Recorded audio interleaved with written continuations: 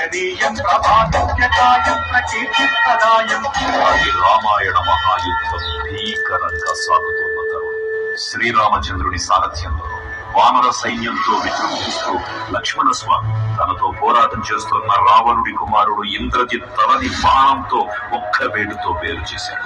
ఇంద్రజిత్ మరణాన్ని విన్న రావణుడు ఆవేశంతో ఊగిపోయాడు. ప్రతీకారం కోసం పాతాళ లోకాధిపతి తన సోదరుడు అయినటువంటి మహిరావణుడి సహకారం కోరాడు.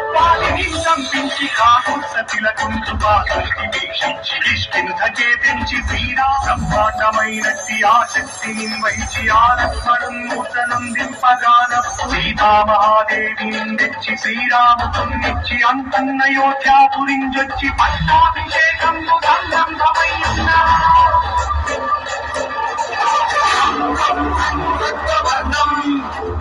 దినకర వదనం